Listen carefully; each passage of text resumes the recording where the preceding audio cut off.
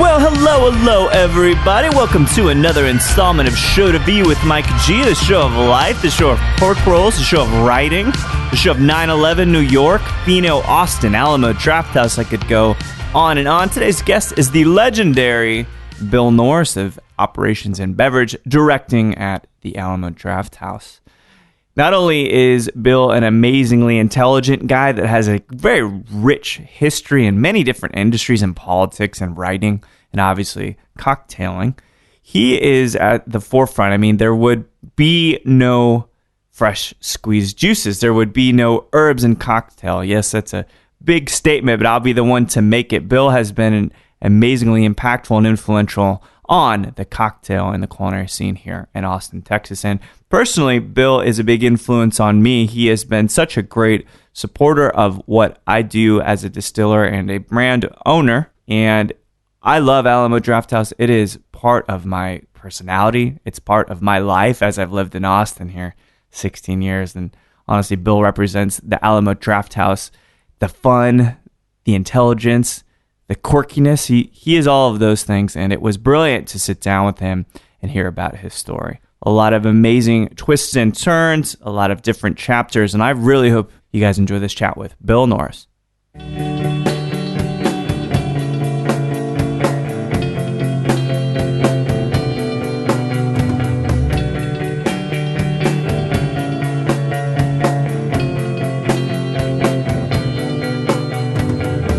Much ego, I think, if you're, and yeah, I think that's one of the best things that's happened in the last 5 or 6 years in the world in which I work. Yeah. Is that people have started to suppress their egos. And Really?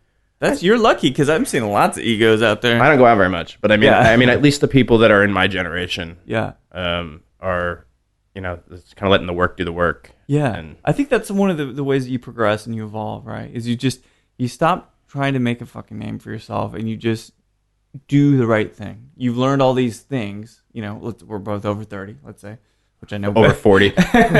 Yes, so we're both over 35. That particular demographic, and at some point, it's like I don't care what people think anymore. I just want to do the right thing and do good work. I think that's part of it. I also think that you get more comfortable in your skin. Yeah. And 10 years ago, so gung-ho about everything we were learning, and wanting to put it out there, and this horse has been beaten within an inch of its life, I think, in the bartending world right now. But this kind of return to the idea of hospitality, was something that was sorely needed, and I was as guilty as anybody 10 years ago of being all up in my own stuff, right. It's kind of like I thought about this the other day, and I never thought about this like this before, but I think about Pheno as this cocktail incubator, right? Sure. And it's weird because of and we'll talk about it, but all the kinds of people and all the personalities and the ideas that came out of there. But in a sense, it was that's the hub for pushing out great, innovative ideas that either are new and unusual or paying reverence to the past, And I think, I'm super proud of that. Yeah. And I think that, the tracing that lineage is super cool. But I think that now you look at the town, and I go out, and I heard Josh say something similar on his thing here, where it's I don't know these bartenders. Yeah, he does. Yeah. I don't either. And I don't go out very much at all, but they all know each other, and the community is so much stronger than it was 10 years ago. Yeah. But I still think you're seeing bars like Drinkwell is that incubator now. Yeah. Some of the talent that's come out of there. I think you're going to see that coming from Half Step. Yep. Good bullpens. A lot of good and much deeper bench than it used to be. Yeah, I remember opening Haddington's, and I was just kind of like, who the fuck am I gonna hire? Because did people care even then at that point? They cared. Some people did, but we got super lucky in that a lot of the people we opened with were relatively new to town. Yeah. Some of them aren't here anymore. Tiff Short had come back from, I think she was in D.C. then, she's in New York now. Okay. Brandon Burkhardt's out in L.A. now. Had just moved to town. Oh, cool. Florian had just moved to town. Oh, that's catching him right out of New York. And I mean, he came in and like I didn't have a job. We were staffed. Yeah. But he said he'd bar back, and he was really young, 21 or 22. Right. And but he had worked for the EO guys in New York, and I was just like, well, fine, if you can bar back. And he said, yeah, I'll do it. And like end of his first shift, I was like, we're gonna find a place for you because he just works so hard. He is. And he's got an incredible mustache. Yes, he does. There's something to be said about curating and properly grooming a mustache of that nature. I don't have the patience for that. I don't either. Like, just trim it. I get a beard, 5 o'clock shadow. Yeah, and if I'm in the morning, like you clip in and it's like, I got to take the whole thing off now. Well, it's goatee time now. Right? Dripping down into your lip. No. But there's something to be said. Like, whether it's fashion, whether it's personal grooming, whether it's just a statement of creativity. That is a mighty fine fucking mustache. It is. He's a handsome man. He's good. Yeah. I want to. It is a thing, and I hope Florian is listening. And of course, we know enough similar people that I can get him to do this. But how many drinks will it take to get Florian to be louder than he is? His tolerance might be higher now than it was back in the day. But like back in the day, it wasn't that many. Yeah. I won't tell my Florian story, but I've heard a good story involving a place and some bodily functions. That's all I know. And it's just he's grown up a lot. Yeah, that's good. That's really good. But he seems so calm and zen. But I don't know if it's just because behind the curtain lurks a beast that is alcohol drunk. I don't think so. I think he's pretty genuine. He's a pretty happy drunk in my experience. That's great. Well, and everybody that I've talked to so far. And nobody really gets drunk. I mean, after the mic's off, that's when like things really start to unravel. The gloves come off, so to speak. But everybody is, if nothing. And man, I want to tell you this. And I haven't talked about this. And so it was Small Victory had their soft opening on. I went on Tuesday night. I think, Monday or Tuesday. Amazing experience. It's a beautiful bar, and really so beautiful. Psyched for Josh. I mean, like he's worked so hard to get this. It's amazing, and that daiquiri might be the single best crafted thing that I've had in a decade. It's beautiful. Like that place. One of the things I think is really cool, and I was only there for a couple hours, but it just feels like Josh. In there, like see, I don't know him. I didn't ever work alongside him like you did, but his personality. So like we had a good chat. It was about an hour and a half, hour and 45 minutes and stuff. It's like he knows what he's doing. And he's not too pretentious, and he's not also too critical of other people. Like he knows that things will get done the right way in due time and with the right training and stuff. And so that's what the place feels like. It doesn't feel forced at all. It's not pretentious. Yeah, at all. And it's very focused. Yeah. But it's also chill in a really great way. And it makes me feel like I don't like it's chill, but somehow I'm not cool enough to be in there. But it's not a super cool place. You know what I'm saying? Like everybody belongs, but it feels better than me in a sense. Like that it's on this other level, And I think it's totally unintentional. It's not supposed to be. It's not pretentious, but. And it's really comfortable in there. And I mean, like I was looking around the room, and obviously I knew a bunch of people in there night when I was there. But that there was so many different kinds of people, even in that very easy, soft opening environment, and people were just talking to each other. Like there were no phones out. No, there was and it was just like it felt like a really cool living room almost, where like people could be themselves but be with their friends and not have to work too hard at having being a good time. Like just like existing and socializing, right? And that's one of the things in like I don't even know where I was going to circle back, but it created such an environment, in fact, that the people that were there, and there were a lot of wonderful people there that night. It's been a great industry coming in and out, and just good friends coming in and out that for those soft openings. But I ran into Sheed and Michael Phillips, and who both of which I feel like we had really great moments here, just hanging out and stuff like that. And so there's something about Small Victory in that particular moment that I became incredibly vulnerable. It was very odd, and because I'm not a sappy drunk, I'm like positive, like we're gonna do this stuff. And you probably, we had a mezcal tasting and stuff a few months back, and things got good and raw and gritty and all of that, but I don't get emotional. But something about that place and all those people together, it felt like this culmination of Josh's passion everybody's honesty, like all of these things kind of building up at once. And that was a wonderful moment for me. I mean, I think that some of that speaks to kind of who Josh is within our industry. Sure. I don't know anyone who doesn't like Josh. Yeah. And he does not like he's trying to be likable, though. No, either, I mean, he's a grumpy motherfucker, and it's one of the things I love about him. Yeah. Excuse me. But he's he's always genuine. He cares about what he does. Yeah. But he's also generous to other people to a fault sometimes, I think. And, when he's done with work, he goes home. Yeah. He's not a father. He's not out, like, getting loaded in somebody else's bar, making an ass out of himself. No. And like, he's a good dude. For sure. And I think that is filtering down from the top in there in a way that is culture, right? Yeah, it's going to be like, be good to people. Yeah. Make good stuff. Don't be a dick.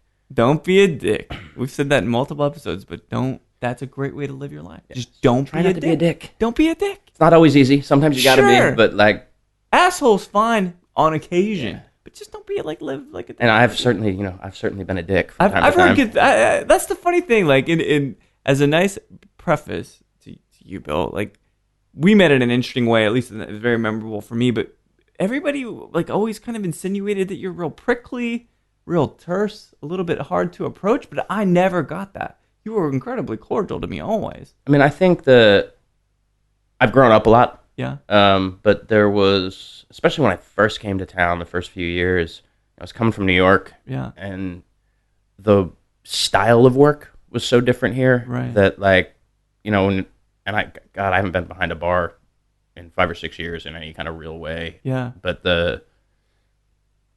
when I went behind that piece of wood, it was work time. Sure. And like, no fucking around, right? Yeah. And it was just kind of like, let's get it done. And, the Fino's bar was one of the most poorly designed functional spaces that I've ever seen. It was one of those, like, please don't let restaurant designers design your bar in the future kind of things. And, we over the years, as the program got better and as I learned some things, and then as Josh took it over, and then Francisco, we certainly jerry-rigged to make it a little bit more functional, usable. Yeah. But that well could go off that service well would go off, and it was work, and it was hard, and it just kind of, like, I need something, and I might not always say please and thank you in the moment, but like, it just still there's some tension there, right? And I've certainly tried to improve on that aspect of my personality over the years, and hopefully I've succeeded. Would you say this is the kinder, softer Bill? No, I just think it's the older Bill. Yeah. And I certainly think that, over the last year and a half, where it's kind of monumental health challenges and changes that, when a doctor tells you were 4 hours from death before he puts you on the table, it kind of makes you step back. And can you, so if you want to talk about it, like, so I understand, we kept in some touch, obviously you're in the hospital and stuff, but what exactly was that moment like where you knew something was up? It was weird. And I don't know how graphic you want me to get. I mean, I'm certainly willing to talk about it. I've been throwing fuck the whole time, so you could talk about whatever. I mean, it was right before San Antonio Cocktail Conference 2014. Okay. I started to have pretty severe gastrointestinal distress. Yeah. Like what you would get if you traveled in Asia for extended periods of time? Yeah, I mean, the closest thing I could compare it to would be a post Oaxaca trip experience that I had. That's what I was getting at too. Like, where it lasted a day. Right. But this was ongoing. You talking weeks? Well, I mean, I think the conference was like the 17th of January or something like that was the opening day. Yeah. And it was the 3 or 4 days before that it kind of started in earnest. Yeah. It was the Monday before, because I had to leave a meeting at work to. So just real quick, so I want to give you this. I remember having a bug in Asia, but still having to go through Tokyo and Japan for about a week, and having to take emergency stops at old-style bathrooms in the subways in Tokyo. Yeah. That's a humbling experience. So we don't have to worry about it. Like, yeah, it fucking sucks. You got to leave a meeting. I had to do that too, and then I had to get antibiotics. But this was not something that was short term. There was something larger at risk. Yeah, and it's just like, nothing was slowing it down. Right. And I did a seminar that was the opening slot seminar of the cocktail conference. And I was like, man, I don't know if I'm going to get through these 2 hours without having to run out of here. did, and then went to a Beefeater thing that Trevor Easter was doing, a free martini lunch. I think I was in the bathroom like 8 times during that lunch. Oh, man. And I was still just like, trying to take Imodium and whatever. Did it ever help? No. Didn't. Nothing helped. Like, went out to dinner that night and was up and down, and there was a thing at the Esquire, and I was there for about an hour, and I was like, I got to go. And it's like changing your life. And we went back to the hotel. I went back to the hotel with my wife, and the next day she had a family thing, and we got her family. We kind of live. Her mom lives out kind of by LaGrange out there in the country, and we got out there, and I was like, I can't go to this thing. I got to stay here. Yeah, it's hard to try, like incredibly hard to travel and be in a car and all that. And then that Sunday, I went to an emergency clinic, and they were like, "Oh, here's some antibiotics. It'll get better in a couple of days." And it didn't. And I went to my real doctor on the Tuesday, and he was like, "I don't know why they gave you those antibiotics. Here's these other antibiotics." Yeah. Started to feel better in a couple of days, and it didn't. So they sent me to a GI doctor, and they scoped me, and they were like, "Oh, you have ulcerative colitis." And I was like, "Okay, great." And they were like, "Here's some bunch of steroids." Did you say colitis? Yeah. Yeah. Okay. Here's a bunch of steroids. You'll feel better in a couple of days, and it was just getting worse. No shit. And I mean, were the meds making it worse? They just weren't doing anything, and like it was progressing so rapidly. And I mean, I had never had anything like this before. Yeah. And February 8th, they were like, "All right, you need to go into the hospital." Were you so how long would you say this? So you're talking like mid-January to February 8th. Yeah, so almost 2-3 weeks. 2-3 weeks. Were you losing weight and stuff? I was down at that point probably about 20 pounds. God damn it! In 3 weeks, that's insane. And then, I mean, nothing was staying in me. Right. Were you just getting weak and kind of? I mean, I didn't work. I was couch to bathroom, couch to bathroom, couch to bathroom. It's insane.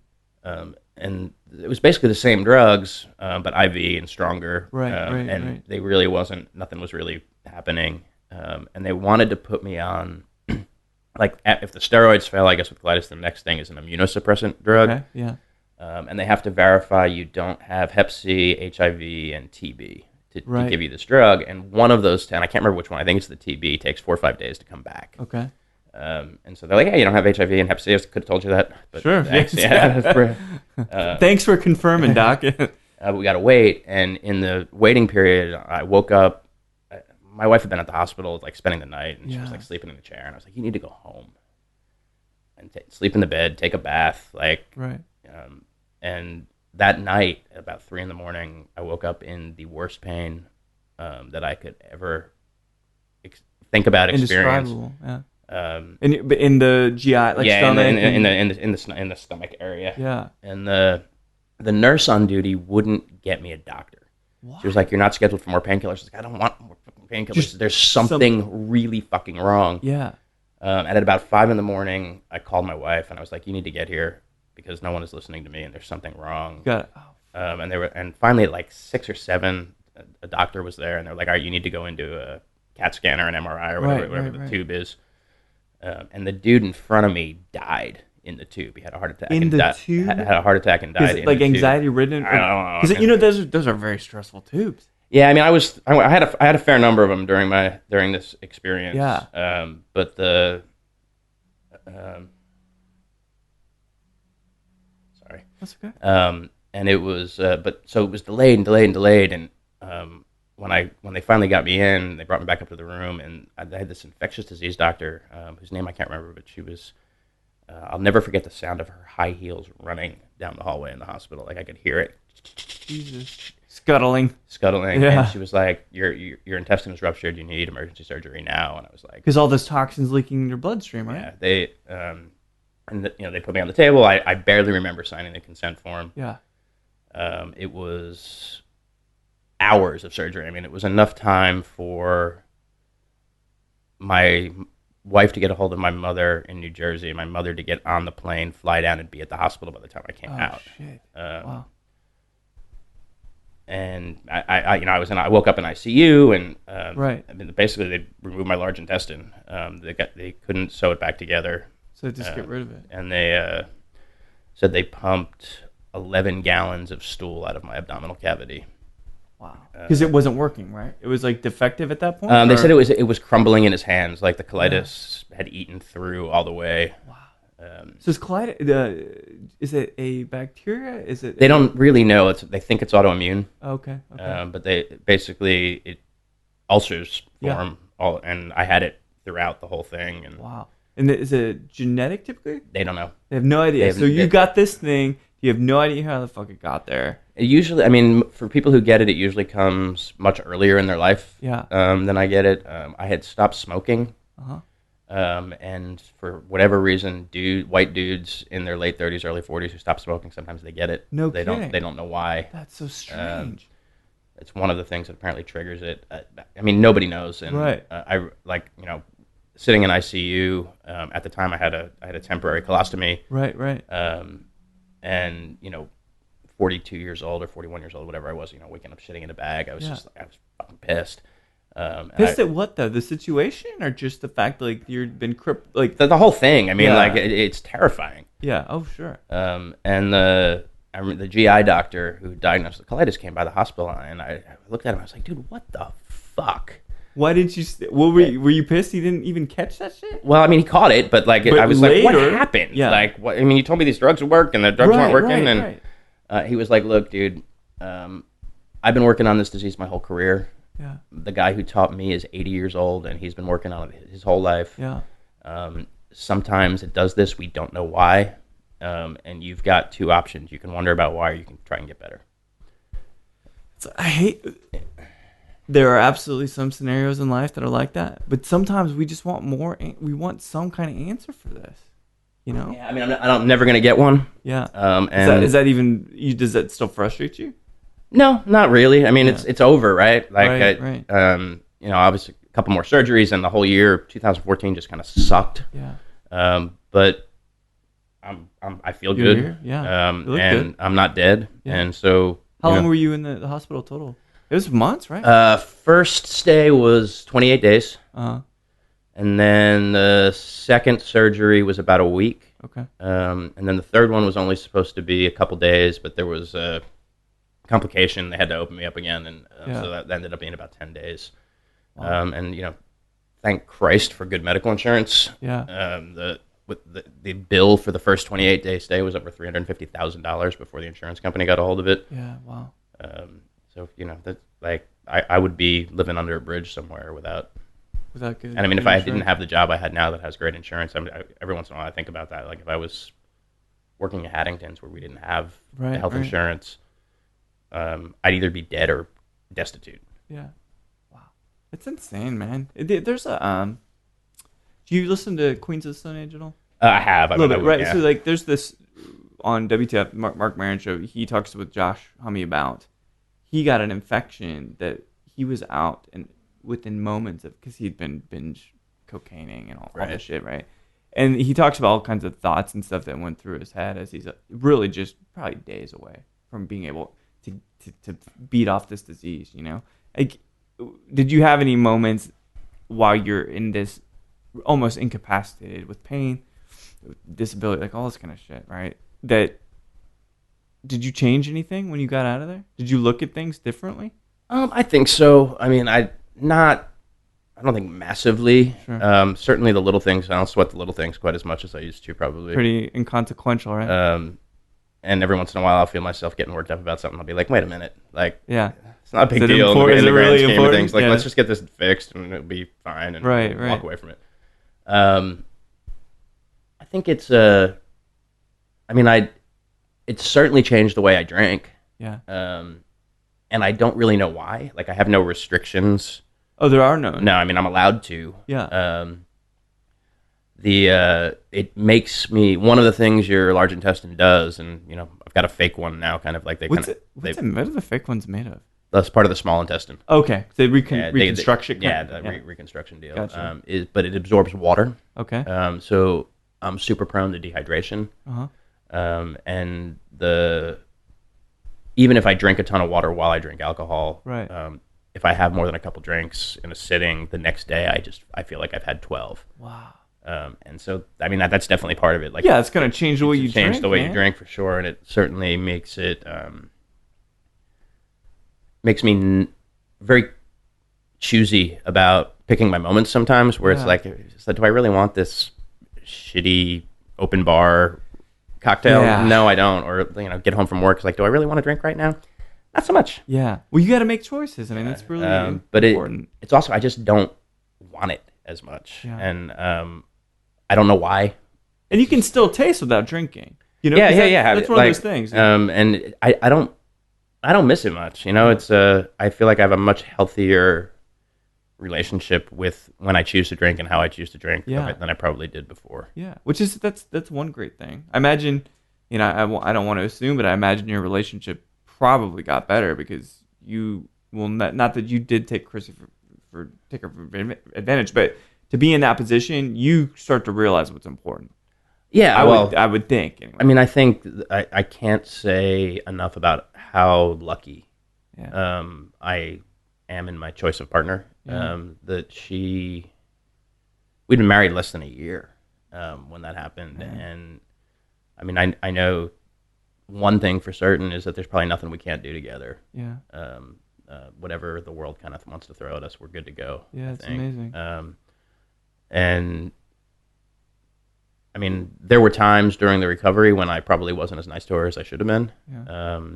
But also the ability to realize that and say, "Hey, baby, I'm sorry." Yeah. It was probably somewhat new. Like it was like, wait a minute, I'm kind of being a dick. I don't know why I'm being a dick, so let's stop being a dick. Yeah, it's a good point. Like, just don't be a dick. Yeah, it's a good lesson to learn. Well, I mean, you are an anchor, you know, and normally I don't go to those sentimental moments till like later in the interview, but you, at least for me, and I think creatively and in terms of how this whole movement moved, you are at the core of it, right? And whether you give yourself credit, whatever, let me give you some credit, right? So you're at the core of this thing that spawned an amazing sense of meaning for so many people in Austin. Things that people have built their creative and their professional lives around, and that is cocktail culture, cocktail methodology, cocktail history. And you were kind of the spark that set that stuff in motion. And I'm sure you can go back further and say, well, these people did this. Obviously, Josh is a participant. There's many people that were there. But the fact that you were on the verge of ceasing to exist really put, in a sense, a lot of that stuff into perspective for us. And so even though you and I aren't necessarily that close, I always felt you were very important to me and to the scene. So thank God you made it, man. Well, thanks. Yeah. I mean, it's and the response, I mean, the people in the industry who brought food to my family while I was sick. Yeah. And I mean, photo from the chef at Chef Honor at Olame was, and we worked together at Fino when he was just starting out. Mm-hmm. And he's always been he's one of the nicest men in the business, period. Yeah. I mean, Olame wasn't open yet, and he brought by like trial Olame dishes for my wife and my mom to eat while I was in the hospital. Emmett Fox showed up with food at one point. Yeah. Like people just stepped up and really took care of my people. Yeah. And did you ever think about the kind of impact you'd had prior to that? I don't really think that way. I don't think. I mean, you're a seemingly humble guy, right? I think I think 10 years ago when I started to learn how to do this job. Yeah. There was nobody in here, right? It was exactly. I had come from New York and I had worked fresh juice programs, but and I remember the last bar I worked, one of the guys I worked with discovered the Sazerac in an old book and, before I came down. And when I was trying to figure it out, it was books and the internet. Yep. And in Texas, it was me and Bobby in Houston and Mike Martinson in Dallas. At that point. And I found Bobby through his old blog. And when I was trying to make my first batch of bitters, he had a post about making bitters, and I had discovered where you could get Quassia bark or gentian root or something in Austin, and left him a comment. And so we struck up an email correspondence, and I think it was 4 years before we actually met in person. No kidding. At that point, and I think that one of the gratifying things about being at the beginning of that, and frankly, I was right place, right time guy. Yeah. It was. Well, that's often how it is, though. I mean, if 5 or 6 years later, there was enough people moving here from elsewhere who knew what the hell they were doing, who would have schooled me, and some of the early competitions that I won that made me a name and stuff, 4 years later I wouldn't have won. Yeah. Because there's people whose talent is better than mine, I think. Right. And well, it's always going to be that, but that's the great part, right? Is that you were there at the right moment, at the right time. You started at a particular level, and then somehow you just escalate the whole movement. You help it evolve, and then it goes and it trumps you. I mean, that's what I hope for too, right? That people are like, well, now we're doing all these innovative things, and then maybe I set some groundwork for it. But you did. I mean, and you got, it's like having kids. You know, you hope that they do better than you, but it doesn't always It's happen. super cool. I mean, it's super cool to go out, even to a restaurant that you might not think of as a cocktail destination. Yeah. And you look at their drink menu, and you're like, holy shit. Like, there's real drinks on this list. And whether they're being executed properly or whatever is another question. Conceptually, though. But like conceptually, it makes sense. And like, you know, there's less and less every day of that like flavored vodka sour mix nonsense that really was the dominant thing 10 years ago in this town. It's getting real, right? No, I mean, you can go out. I could probably tick off 15 or 20 places off the top of my head right now where I know I could get a quality drink. And where even 5 years ago it was maybe 5 or 6. Right. And that's amazing. It is cool. Just that much kind of growth in such a small amount and to of see time. people who, you know, started here and are way up here now is awesome. It is cool. And like some of the talent in this town, I mean, there's world-class talent in this town. Justin Lavenue, dude, yeah. I mean, wow. He's insane. Yeah, he is totally insane. There's something, he just has this like not an idiot savant, but just I don't want to say genius either, but somewhere right in the middle where it's like he's so perceptive and so intelligent that he can execute things in a compassionate way, but also in a technical way. But his sense of balance and flavor is ridiculous. Yeah, like, I mean, he's just really fucking good at what he does. Yeah, and he's got the look for it too, which is funny. he's another handsome dude. But I mean, like, and he's training people now. Yeah. And you know, he came out. He worked at Drinkwell. Right. And like, so like, there's all that stuff. It's just kind of exponentially growing. And you know, I don't think you're going to see a big restaurant opening in this town or a good restaurant opening in this town without somebody involved in the bar side who knows what they're doing. You're totally right. Yeah. And you know, you get to see. You know, sometimes you see like Jen Kaiser at Geraldine, which is great. Who like, you know, I got the chance to work with a little bit of Highball and then at Midnight Cowboy, and just like, you know, A, she's a great person, and B, she's doing great work, and like how much she's grown even in the 5 years that I've known her. It's been profound. It's pretty awesome. Yeah, because I remember when she was at Cowboy making drinks and stuff, and I was like, she was like, she knows really what the fuck she's doing. Like, which isn't necessarily was. Maybe the first time a surprise at Cowboy, but then is not any more a surprise. Everybody knows what's going on there, you know. But I'll take no credit for anything. I will not give you any credit, Bill, for anything that happens at Midnight Cowboy at this point. Good or bad, yeah. You know, I was incredibly fortunate to have Brian Dressel in that building for as long as I did. I love that man like a brother. He's an amazing guy. When I left Fino and he was still there and like getting ready to open Haddington's, who was one of the first people I called, and he was like, sorry, I told Adam Bryan I'd work with him at Congress. Oh, man. When Tim League and I sat down to talk about Cowboy and who was going to run it, he was first and only name on my list. That's amazing. And you know, thankfully he said yes, and you know, now Mike Phillips has kind of taken that over, and he's putting his stamp on it. And I mean, he's another one who went from that kind of original Highball mode to doing some spectacular work. Absolutely. And you know, the rotating crew of regular bartenders, the kind of island of misfit toys in there. Dude, I call it the dream team because we've had. I call Bill Norris' home for wayward bartenders. Like I gotta make some kind of video cover with you with like a big wig and like a wand or something. All those boys. Yeah. But I mean, it's like you know, there's some people who've come in and out. There's some people who've been there consistently. Yeah. And the one thing they all have in common is just they all care. Yeah, they really do. It's a wonderful just breeding ground for talent and innovation. And there's something, I think, even physical about the space that you have to, it like resonates and bounces ideas. It just feels like the place you have to kind of get introspective and think. It's one of those places. It's a really cool room. I remember when we were building it out. Yeah. And that, you know, the front door, the 6th Street door, is the original door from the old Midnight Cowboy. It's a solid steel core door. Oh, I didn't know that. And I would assume that was because they didn't want to get robbed when they were, you know, or interrupted with such behaviors. Massive amounts of cash in there before. And we were in there one night, and was a meeting with myself and Brian and Tim and a couple of the people who invested in the project. And we were just kind of, sit down. I brought a bottle of whiskey down. We're going to drink and talk about what we were looking at. Yeah. The construction was maybe halfway done. And we sat down, and the last guy came in, and it was a Thursday night, I think, and 6th Street was bumping, and that door closed behind it, and it was just like, It's almost like one of those noise doors where you can't hear anything. It's amazing. It's like that feeling to me, like the feeling when you come in to that place when 6th Street is jumping, and you just feel your shoulders slide down in position. Safeness is amazing, comfort, and then that oh my god, I don't want to go back out there. Right. Feeling is also amazing because it makes me want to come back. Yeah, for sure. It was an amazing experience. That place, it still is. So something though, you've got a couple cool stories in that you did not in any way start out in this industry.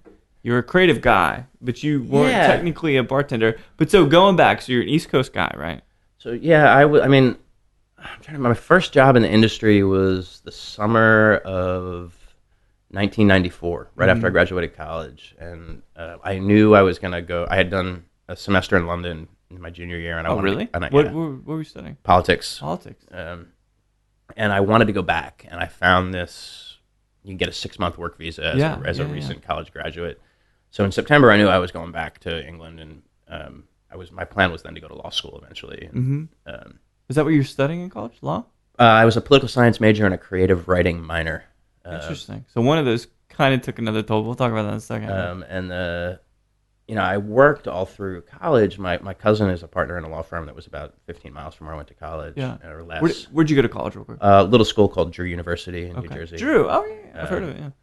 And so I wanted to be a lawyer, and he got me a job, and I for 4 years in the summers and breaks, that's what I did. And I started as the guy who made photocopies, and by the end of it, I was actually kind of doing paralegal work. Oh, really? And I hated every fucking minute of it. And I remember going out with some of the younger attorneys, like the people who were right out of law school first year. We had a softball team in the summer. Oh, nice. We go out for beers after, and I was drinking on a fake ID, and it's not quite 21. They'll cover for you, right? And just this one guy being like, if I give you any piece of advice, it would be don't go to law school unless you're sure you want to do it. He's like, I make more money than anyone I know. I have the nicest car of anyone I know. Right. I have the nicest apartment of anyone I know, and I have no fucking time to enjoy any of it. All I do is work, and I hate it. Oh, and I was just kind of like, I don't really like this work. I'm not enjoying what I'm doing. Right. So it's I'll go to England for 6 months, and but I had to make money over that summer. And my grandmother had a house she lived on the beach in New Jersey. She lived about 4 blocks from the ocean. And when she passed away, my mom inherited that house, and she had rented it out for years, first to some family members, and then to some other folks. And it was coming up empty as I was coming out of school. So my mom agreed to, it was basically just cover her bare bones expenses. Sure. Break even point. Yeah. Rent the joint to myself and a couple of my friends from college for the summer. Okay. And so I got a job at a cheesecake shop on the boardwalk in Bradley Beach, New Jersey, cooking cheesecakes. Really? And my girlfriend at the time, who was with us, was waiting tables at a Bennigan's. And, I was making, $5 an hour, $5.65 an hour, whatever minimum wage was, and working in this hot thing, cooking. And she's working 4 or 5 hours a night at the Bennigan's, coming home with 2-3 bills. Yeah. And I was 3 or 4 weeks in, I was like, I am on the wrong side of this bullshit. Yeah. And went to the Bennigan's and applied, and on the application made up restaurants that I had worked at as a server, and they hired me. And 2 weeks after they hired me, I was the training coordinator for new hires of servers. In 2 weeks? Because everybody was just dumb. So you had never served before. Never served before. But you made some cheesecakes, but you had a gift for gab, I imagine, being a poli-sci major, because this is after college. After college, yeah, a little bit. But waiting tables is, especially at a Bennigan's, is not brain surgery. You take orders, you ring them in, and you be relatively nice to people. You get them their stuff in a timely way, and you make money. It's a pretty easy equation, yeah. And there are things in that corporate restaurant mentality that still carry over. When I look at a resume for someone we're thinking about hiring, if I see back in the day somewhere in Applebee's or Bennigan's or Fridays, I'm into it because they teach really good habits in terms of workflow and some of that other stuff. But it was, and like, so, I don't know, but maybe a month after that, I was opening up a lunch shift, and we had this kind of crusty old daytime bartender in there who was, he worked Monday to Friday, day shift. Right. And he would come in a little bit early than he had to set up his bar, and then he would take coffee, cigarette, and the racing for him to the men's room. And he's in there doing his thing, and these guys come in with badges. They're like, where is he? I was like, right there. Oh, shit. And it was the Secret Service. The Secret Service? Not for any like political stuff, because they also do Treasury Department stuff. Oh, I didn't know that. Okay. And the guy had been counterfeiting casino chips in Atlantic City. Oh my God, are you kidding me? And so they take him out in handcuffs, and the GM comes over to me. He's like, "You ever bartended?" I was like, "Nope." You got a book? And like he handed me the Bennigan's bar manual, and I went back there and set it up, and I was, worked my way through it, and worked a little bit there doing that, filling in. Because your boss got arrested for counterfeit chips. Not even my boss, just this. The guy. Well, would have been your boss. He seemed really old to me at the time. He was probably 30. Yeah. But it's just kind of a crusty fuck up. You know, like probably had a gambling problem, probably had a coke problem. That's an amazing serendipitous moment where he's taken. Just kind of jump behind the bar, and then shortly thereafter, was like coming up on the end of the summer, and they were like, "Hey, can you manage the floor on Friday and Saturday nights for us? We'll pay $10 an hour." And I was like, "Yeah, because by Friday night I'm in overtime every week, so we're talking like $15 an hour." Because they're corporate shops, right? Yeah, so you get overtime. Yeah, and I was like, "I'm good." Like, yeah.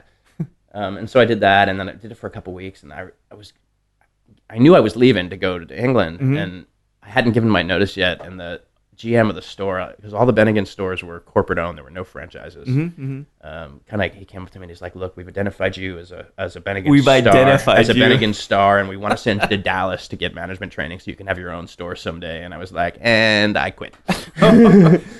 Funny you mentioned that, but yeah, here's my 2 weeks notice. I'm out. That's good timing though. But yeah, it was. But it's invaluable. It was a great summer experience, right? Yeah, I mean, it was my first taste of picking up bottles and putting them in shakers. And, I mean, the product was absolute crap. Sure. But you enjoyed the process, though. I enjoyed the money at that point. And so, I went to England, worked in restaurants in England. Nothing outrageous, but got some more bartending experience there. And then when I came back, I worked political campaigns. Really? What year were you back? So left September 94 and back 6 months later. So Clinton era, right? Yeah, but like the midterm period. Gotcha. Wow. And so I got this job with a political action committee called Participation 2000 that was run by Bill Bradley. Bill Bradley, yeah. Ann Richards. Wow. And this guy Dick Celeste, who was the governor of Ohio for a while. Sounds and real familiar. And was like an ambassador to the UN, I think, under Clinton or something. Yeah. And at that point, they had 20 people, and it was... Was it in Jersey that they were doing this? They hired nationally. Okay. They hired 20 recent college graduates, and we all went to D.C. for like a boot camp training thing, and they taught us how to run political campaigns, and then they sent us out to progressive pro-choice candidates at every level of government. Wow. So they sent me to Lynchburg, Virginia. Lynchburg? For a state house race. And it was, there was people that got us. We got paid $500 a week plus housing. That was like what we made. Yeah. And we were supposed to come into a situation that was well set up for us to like learn stuff and do work. Absolutely. And I got there, and it was like the dude who was running and this kind of useless woman. And I was. What was her? Was she like? She was the campaign manager. Oh, but I see.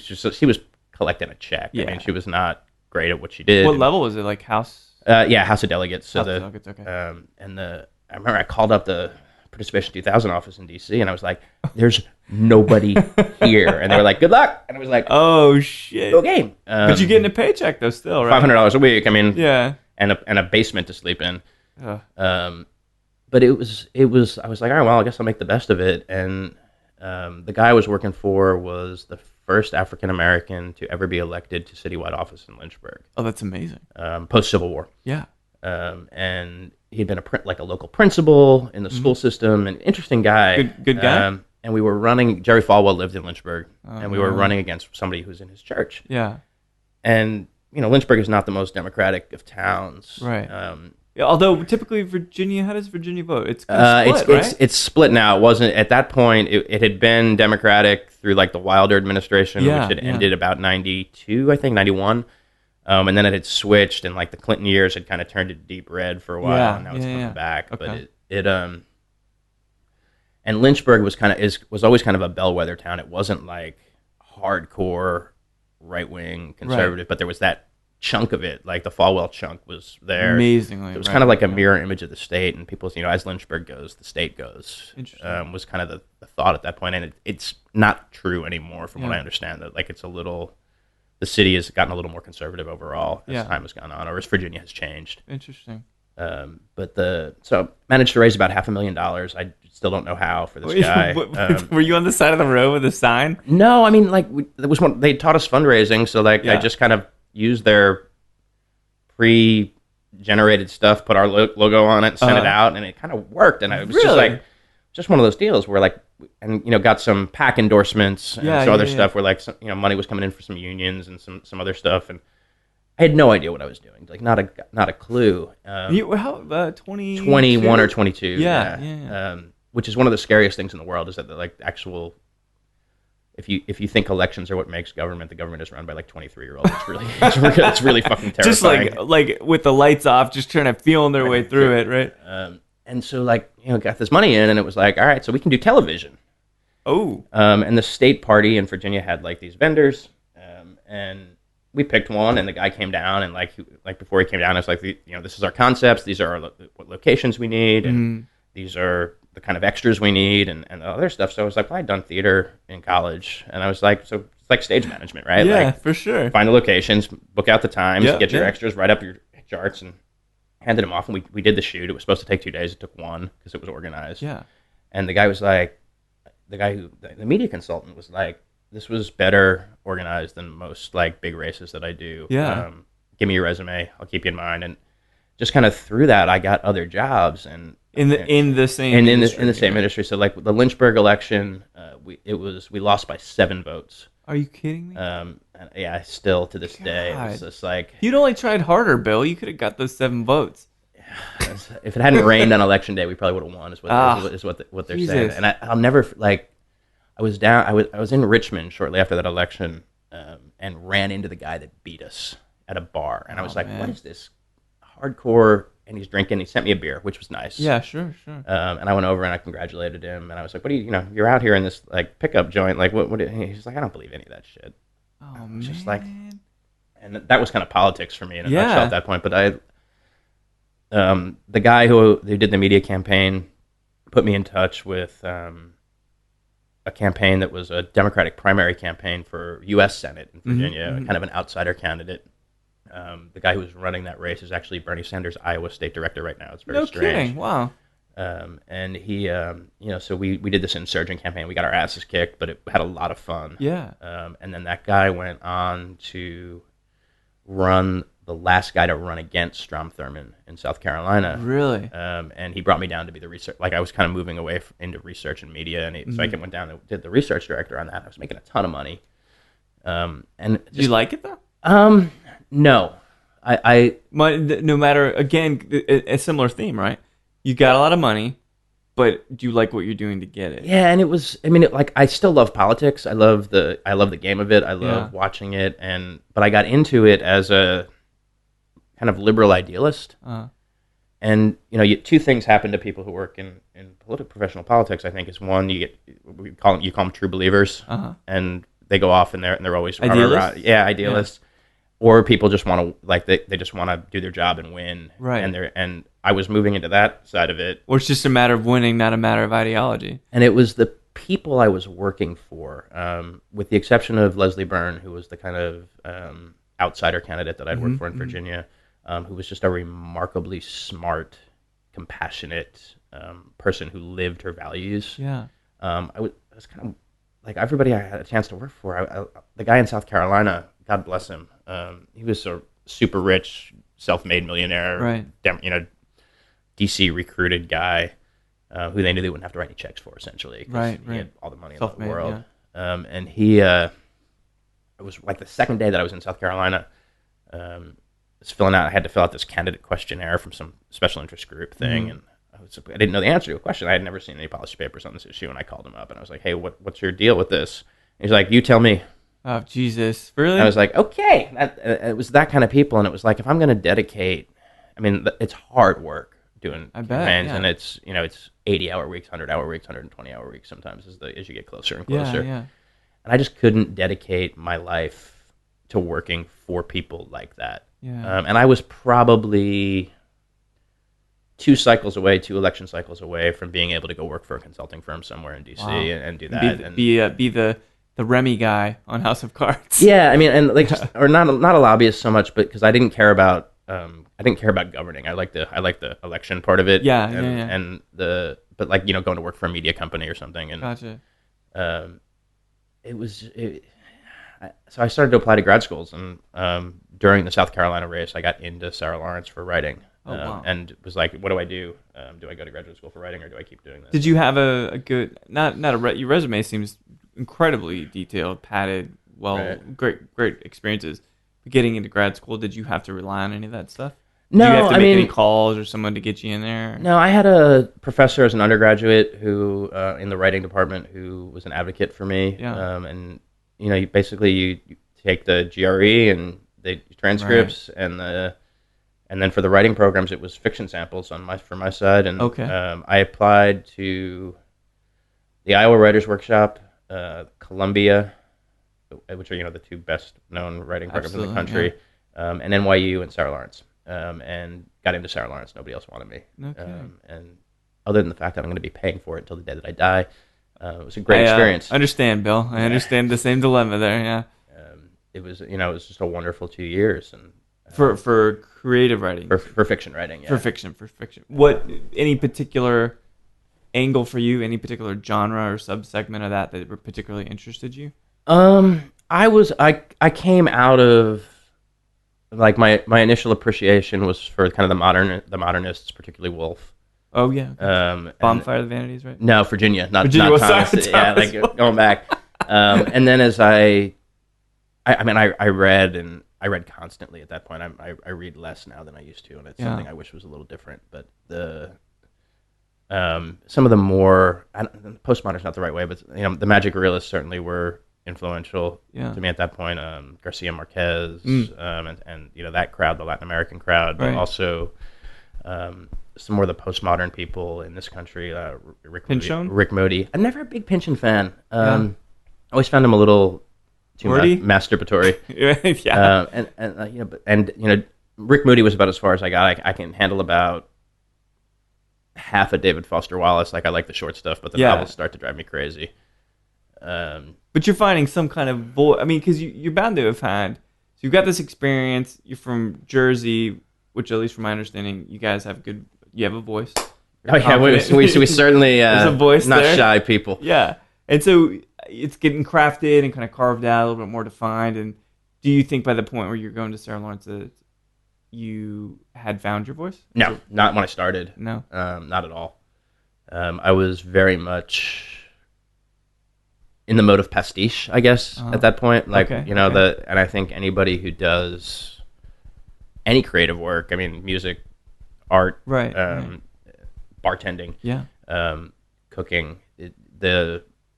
you start by imitating. Yep. And I was very much imitative, I think, when I started. And over those 2 years, I discovered something of a voice, I guess. Yeah. Because it was just, and all that time while I was doing that, I was supporting myself by bartending. Interesting. These two paths kind of ran parallel. Kind of ran parallel. Yeah. And when I finished, as part of your to get out, you have to complete a book-length thesis. Book-like thesis. Book-length. Whether it be a collection of short stories and a novel, two novellas. So you can do it any way you want. Whatever you want. Single novel, multiple. Yeah, collections, a couple novellas, whatever. But it's got to be book-length is what it's described as. What kind of criteria are we talking? 100 pages, 200 pages? I don't really remember, to be honest with you. I just a lot. Book-length was, with 40 pages probably wouldn't do it.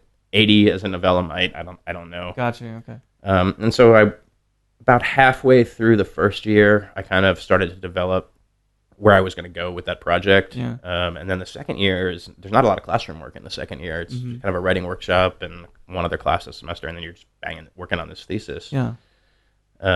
And I finished, and the thesis was accepted, and I had a professor named Susan Thames, who's a really talented, really good writer, remains a very good friend of mine. She's up in Putnam County in New York. And when I was graduating, she was on the podium, and we had become really close friends, and she gave me a big hug, and she said, she's like, if you don't finish this book, I will hunt you down and stab you. And she's the kind of person. Good motivation. She's the kind of person who would probably hunt me down and stab me. She might not stab to kill, but she would definitely in the leg or something and really piss you off. And she told me, she's like, when you're finished, I will put it in the hands of my agent. Yeah. And so I was like, all right, I'll take a year and make sure I get this thing right. And about a year later, I'd finished it. What year are we talking? 99? 98 was when I finished. So 99 started the process, I guess. 99, 2000. Sorry. Yeah, that's right. God. And so I called Susan up, and I was like, look, I think I got a finished manuscript here. Like, I think I'm ready to go. And she was like, awesome.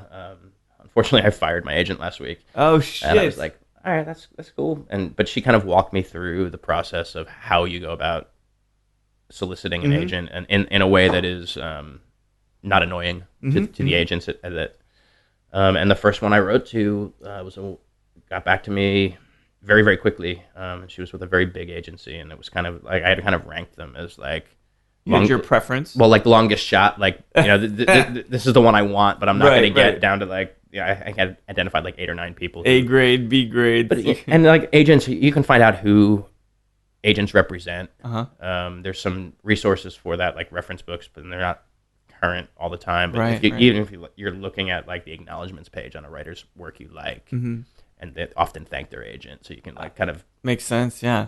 So you're doing some research. And she got back to me and said, I love this book, I want to rep it. And she did, and it was right around this time of year. It was right around the holidays when we started. It was actually late fall when we started to go meet publishers. Fall of 2000. Yeah, I think so. It was either 99 or 2000. I can't remember the actual. I know when the publication date was, but and we met with. The first one we met with was kind of my dream house, and the editor said all these things that were amazing, and I was like, I want to work with this person. Yeah. And they passed, and then another one passed, and another one passed, and I was just like, man, I don't know if this is going to happen. And I remember talking to her, and I was like, I don't ever want to work a New Year's Eve behind a bar again. At that point, and she was like, you saw it. You saw the writing career on the horizon. And it was the week between Christmas and New Year. She called the bar where I was working. She's like, you can give your notice. I've sold it. Oh, wow. And at the time, I mean, the check that I got was staggering to me. It was more money than I'd ever seen in a year. Yeah. And you were making good money in the politics. That had been a few years since that. I've been on graduate student rations for a couple of years, and then living in New York and working in the service industry, where you can do pretty well, but you're still living in New York. Absolutely. So you're not saving anything. Sucking it all out. And so I sold it, and I started to teach. To teach? I did adjunct teaching for writing. I taught at Hofstra on Long Island. I taught at Parsons School of Design. I taught English 101. No kidding. I taught at the New School for a little bit. I taught at Pratt downtown, and then the Gotham Writers Workshop, the yellow boxes that are all over New York. And so I was doing that to kind of, and then living off the book money. And the book came out on September 11th, 2001 was my publication date. And it, not the best day in the world for. Well, so give me some context of what the book. What was the book called? Book's called Snapshots. You can buy it on Amazon, I think, for 13 cents right now. 13 cents? It's thoroughly out of print, but you can get a used copy real cheap. No kidding. Can you give me? You don't have to recap it, but what ultimately is what is the voice of the book? What's the theme? It is 25 years in the life of a family. But told through 8 days. Interesting. Okay. Backwards. So it starts in 1997 and it works back to 1972. And it's been a very long time since I've looked at it, but it was a day in 97, a day in 94, a day in 88. And there's 6 people in the family, and it shifts from into all of their heads, all their perspectives over the course of those days. And then there's this kind of omniscient perspective that pulls back every once in a while. Right. How'd you... Obviously, situations beyond your control, and people's attentions are elsewhere, and thus it's really hard to market. And in the grand scheme of things, the success or failure of my book, not a big fucking deal. Yeah, didn't matter. But how'd you feel about it then? It's the worst thing ever. The worst thing. No, I mean, because I don't think I lived in New York when that happened, when September 11th happened. It was so staggering. Yeah. And I think I will argue this with anyone. If you weren't in New York or Washington that day, don't really your experience of what that day is about is completely different. Yeah, I'm sure. You may know what it's about, but like the way in which it felt to be in that space at that time. You probably even smell it in the air, kind of thing. Oh, there was smoke in our apartment. Yeah. That's the kind of stuff like you don't get a sense of being in Austin when that happens.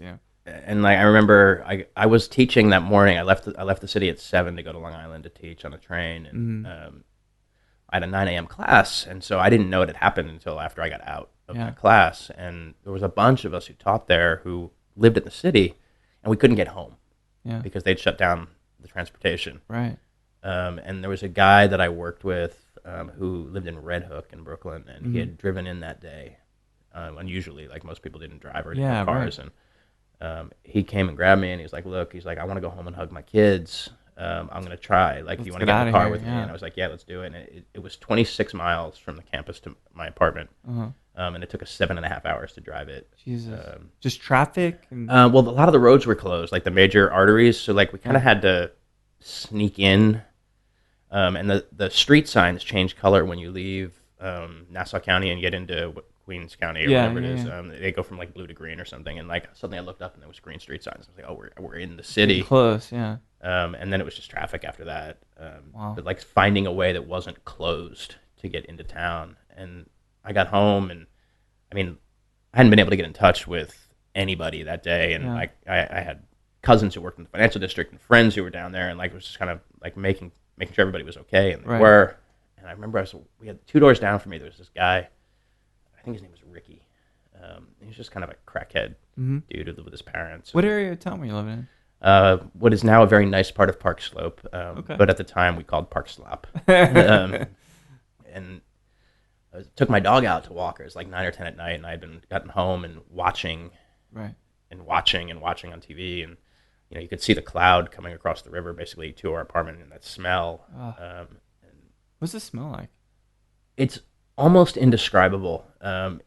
Something like an electric fire, like that kind of ozone-y thing. But I don't know that there's a word for it. It's the way I wrote an essay about it a couple years later after it happened, and it's like I'd never before been downwind from a crematorium was the best way I knew. That's an amazing way to describe it. And I was like, took my dog out, and the crackhead dude was sitting on his front stoop, and it was beautiful, the weather. Yeah. And it was a crystal clear night, and you could just see that the cloud was just still coming across the skyline. And he's like, "Hey man, you can see those people's faces in there." Holy shit! And it was just like, that's amazingly poetic, but dark at the same time. And it was just like, he's kind of right. Like, and it's just, wow. So like, some small first novel, whatever. Yeah. And some of the mechanical things about it, like the family in the book is Irish Catholic, and there's a weekly national newspaper called the Irish Echo, and it was supposed to be a front page interview with me on the Irish Echo. Oh, really? About the week the book came out, but half the firefighters and cops who died on 9/11 were Irish, so like it was filled with obituaries for weeks, and like I can't complain about that. Like that's maybe the most selfish thing in the world, and it was on the front page of the Hartford Courant book review that weekend, the Sunday, and really nice review. But the trucks to get the books from the warehouse to like the Barnes and Nobles in Hartford couldn't get out of the warehouse because the warehouse was in New York. So like there were no books in Connecticut. Like it's just like that kind of stuff. Man, it's faithful for you. But I mean, in the grand scheme of things, who cares? Yeah. It sucked for me personally, but a whole lot more sucked for other people. Absolutely. But did it kind of, as things kind of blow over, so to speak, did your involvement and maybe your passion for being a part of that industry kind of wane as well? I don't think so. I mean, I think I was kind of diligently working on a second book at that point. Yeah. And it's weird because I had pretty much stopped bartending at that point. I had stopped. Because you were teaching, I was right? teaching, Yeah. So, teaching I had to kind of readjust my work hours, my personal work hours, because before I was going to go to the restaurant at night, do my thing, get home, sleep for a little bit, get up, write a little bit, and go to work and come back. And then, but teaching, especially when I was going to Long Island for the day or whatever, it's like a real 9 to 5 almost. Yeah. And getting out 7 in the morning, back 7:30, 8 at night. Just like, I don't want to do this right now. So it was kind of slowing that down a little bit. And then all the work you have to do outside of class, reading and grading, and particularly when you're teaching writing, was eating into that other time. And so what's left? I mean, it was hard. I mean, but I was also broke. I mean, I was like working your ass off, and broke. And there was a little restaurant around the corner that I liked with a good bar, and I kind of walked in there one day, and I was just like, I had a job. And they hired me, and it was just so I was doing both for a while. Jesus, really? And the first night I got back behind the bar, I made more in that night than I made a week's worth of teaching at 3 different colleges. And I was just like, at the end of the semester, I'm done teaching. It's just not... Because you can still write. You just not like you have to... you don't have to teach. I like the teaching very much. Like, sure. I really like the environment. I like doing it. But it was just like, it's not... Until you get to that point where you're tenured and stuff, or full time at the very least, the compensation is a joke. And I was applying for full time creative writing jobs all over the country, but you look at my adjunct experience in one book. There's thousands of people like that applying for those jobs. Wow. Just didn't ever crack. Didn't. So you're like, I can make more money doing this other thing. I think I'm going to do this this other thing. And, that's kind of what I did. Yeah. And until 2001, I'm trying to remember when I came here. It was a couple more years where I was pretty solidly working, and then had a really bad personal year, a bad breakup. And good fodder for writing, though, if you wanted it to be. Yeah, it was mostly a good fodder for drinking for me. I did not respond very healthily to that that breakup. Not a high school sweetheart or anything like that. No, but the person I thought was the one. Right. It was rough. And I came here. I had a former student who had been admitted to the Michner Center for Writers. Mm-hmm. And she and I had become pretty good friends. We were very, close in age. Yeah. And she and her now husband invited me down for ACL. Just to, hang out. Yeah, just get out of New York for a long weekend. And I was like, oh, I can't afford it. What year are we talking? 2002? It was the year that I think it third or fourth year of ACL. Okay. Pixies. Oh, nice. That was 2003 or 4. Okay. Yeah, when they came back together. Saw them in Coachella that year. It was the Pixies headline year. Yeah. And I was like, I can't afford it. And then I happened to pull up I don't know what the early Priceline was. The first cheap airfare thing on my dial-up internet. And put in Austin, and for that weekend there was a flight for $190 round trip, and I was called him up. I was like, I'm coming. Yeah. And she lived in this little house off 32nd and Red River, and this little cottage behind somebody else's house. And I was on the couch, and the whole front of it was glass. It was like a sliding glass door, and it faced due east, and there were no curtains on it. And we went out. I got here the day before the festival started, and we went to Trudy's. And not so bad when you're looking for it. And went to bed relatively early, and I woke up at 6 because the sun was pouring into the room, and I don't think I'd seen 6 from that side ever in 5 or 6 years.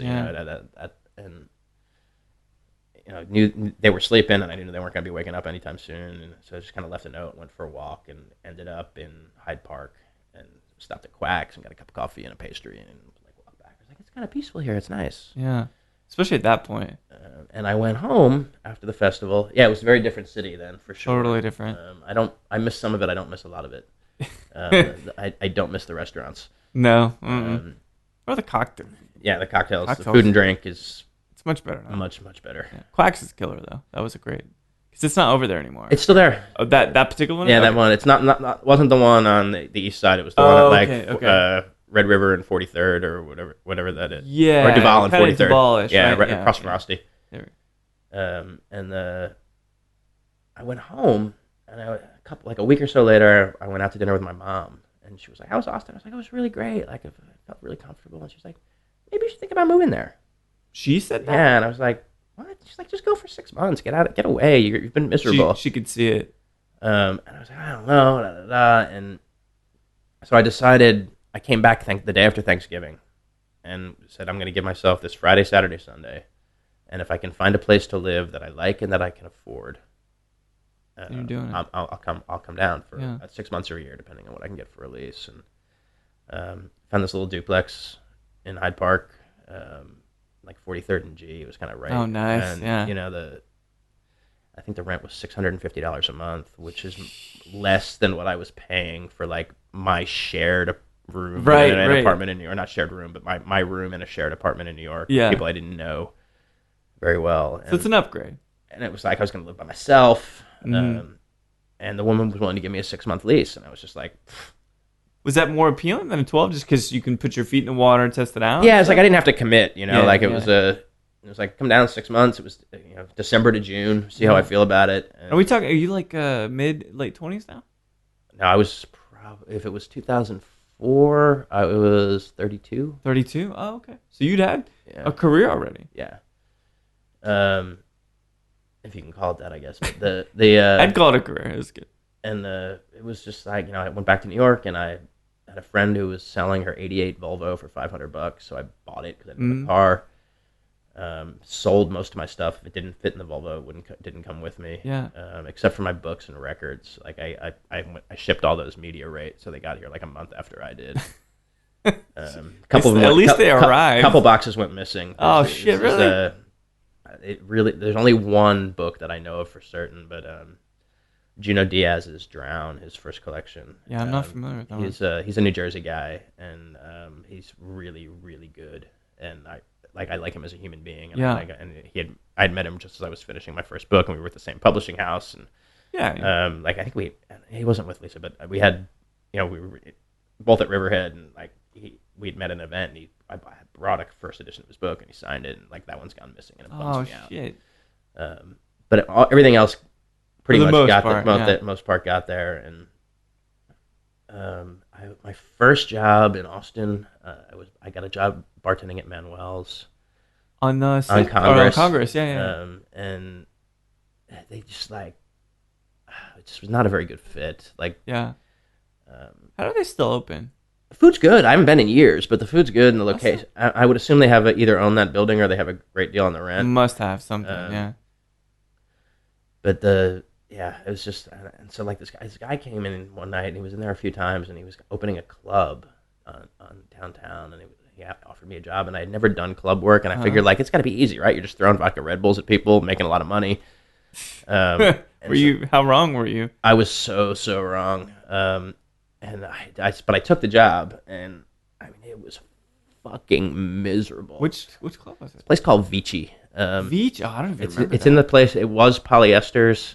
Okay. And it was Vici, and now it is a gay bar. No kidding. And it was owned by the Yassine brothers. There you go. Yeah.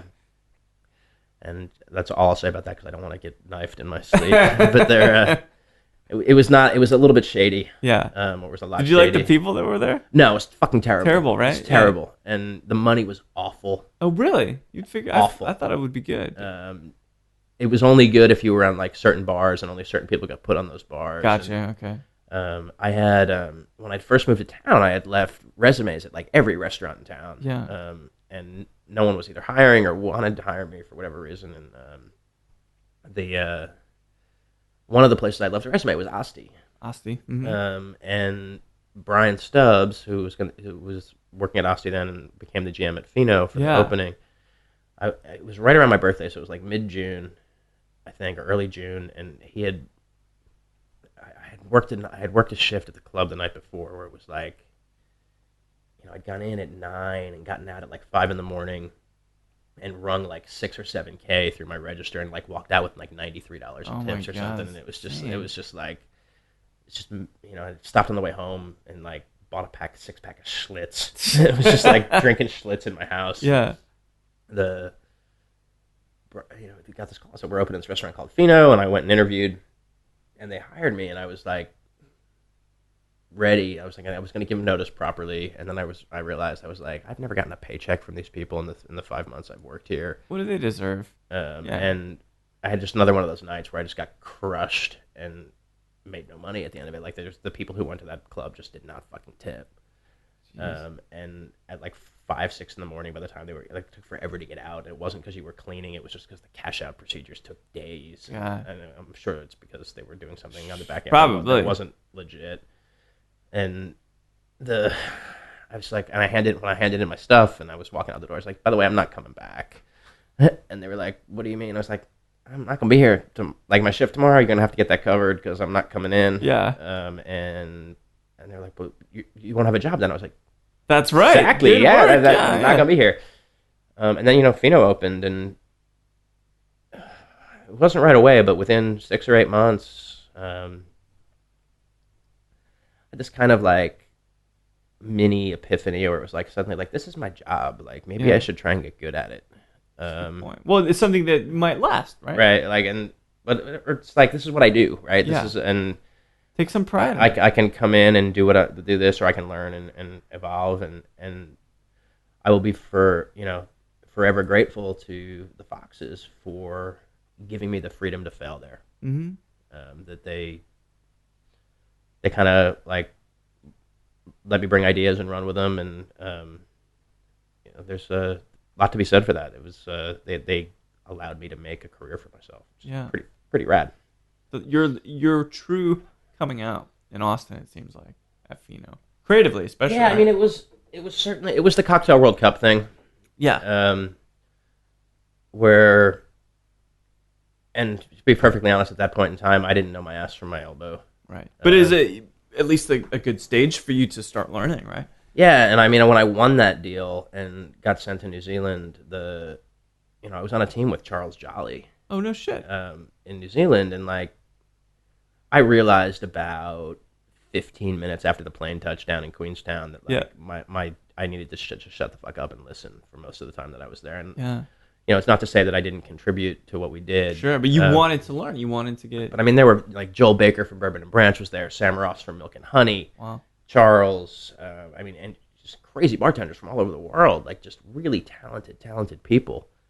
And these people knew more than I did, and it was very, very clear to me very, very quickly that they knew more than I did. But I mean, working with Charles for 7 days, even that long ago, I learned more probably about my job in that week than I had in all the years that I'd worked at a bar beforehand, and came back just on fire, with desire to... Inspired, right? Yeah. Invigorated. So what was the main takeaway you think from Fino, like flavor-wise? What was something that you say, like, this is the thing that I get now? Oh, God. I'm sure there's lots everything. of stuff. I mean, balance for sure, like coming to understand balance. Yeah. And there was so much on-the-fly improvisation in the beginning of that, where, like, Amanda Rockman was the pastry chef then. Mm-hmm. And I'd walk in for my lunch shift on a Wednesday, and she'd be doing something, and she'd hand me, like, the syrup that had come off of something she's been making. She's like, man, can you use this? And so, like, we develop a drink special for the weekend with it. And then, I mean, spirit knowledge started there, and it started more from the wine side, and it's a lot of credit to Josh. I mean, Josh ran weekly wine tastings that were mandatory in there that elevated. I had worked for a restaurant in New York. It was the first fresh juice place I'd ever made. It was actually worked at. It was where I learned how to make a proper mojito and a proper margarita, and owned by a guy named Fernando Saralegui, who actually lives in Austin now. No kidding. And that wine list there was curated by Michael Skurnick, the importer. Oh, okay. So it was 100% Skurnick wines, and learned a lot about wine in that building. But the pheno wine education was spectacular. Amazing. But I imagine it encourages you to think, and it kind of helps things percolate. Like it's the thinking about inception and of flavor an idea, and how to taste and how to smell, and that was certainly part of it. And then I will never ever forget this day. There was it wasn't John. I'm trying to remember who he was with then, but was Siembra Azul was being launched in Texas, okay. and whoever the original distributor was brought David Soto for lunch, and I had lunch with him, and he tasted the Siembra Azul Blanco, and said, it's delicious, and he kind of said, like, we walked into the bar, and he's like, this is a beautiful bar, you've got beautiful cocktails and beautiful product, but why are you serving such crappy tequila? And I mean, you've known David, and he's not a coarse guy. He is not. He's gentle, and nice guy. It wasn't said in like this, like it wasn't aggressive. It was, but like I think it's the most spirited I've ever heard him be about in public. Anyway, like privately sometimes he'll get a little salty, get a little more real, but and that sent me down a course of learning about agave, starting to learn about agave spirits. And it was about the same time that Imbibe came out, the first edition of Imbibe. And reading that, I did a Bar Sparks course at that point. And that's everything's coming together. Everything's kind of coming together, and luckily I was in a place that allowed me to do stuff with that knowledge instead of having to sit in my basement and tinker and becoming of age in a sense, like because when I met you, you were kind of equated as the mezcal guy, right? You even had the flavor of gelato with the mezcal, so somehow in some kind of narrative in Austin, you are equated to agave spirits and mezcal. But what do you think it is about that stuff that particularly interests you? I think of all, like my first love is Irish whiskey. Yeah. No kidding. It's just, and that's just because, my grandmother rubbed Jameson's on my gums when I was teething as an infant, and the first bottles I ever bought that weren't like handles of pop off were Jameson bottles. So really? So you're a Jameson guy? I'm not so much anymore. I mean, I'll drink it, but it's in your blood, pure, baby, literally. Yeah, pure pot still Irish whiskey, like the green spots, the yellow spots, the red breasts, that was always my first love, and then that obviously leads you towards bourbon and Scotch. Absolutely. But the agave stuff, I think when it's done right, and it's so infrequently done right, it's on the tequila side at this point. Tequila, most mezcals, have a great level of quality. It's the only spirit that's made from a raw material that doesn't spend more than one growing season in the ground. Right. And so it's the only, and it's it's frequently unaged. Yeah, which is even more. It's like those bright lights on old skin. Yeah, you're very exposed. And when it's done right, the sense of place that's involved in that, and in the '90s, late '90s, that place in New York, we had a 75. I think it was 75 tequilas in that bar. Wow. It was a kind of, they called it a Gulf Rim bistro. Okay. So a lot like Veracruz, Cuba, New Orleans, Texas coastal kind of cuisine. It was interesting food. And so I was introduced to that stuff, it was before the acquisition started. Mm-hmm. Oh, right. So pre-Brown Forman Herradura and the early Don Julio and the early Shinakos and all that stuff that doesn't really exist anymore. Right. And so when I went back to it, when I kind of and started to taste stuff again, it was very clear and think about it that this was not the same stuff that I remembered. The sense memory wasn't the same. But to take to sit down with even Siembra Azul versus Siembra Valle. Yeah. Totally different experience.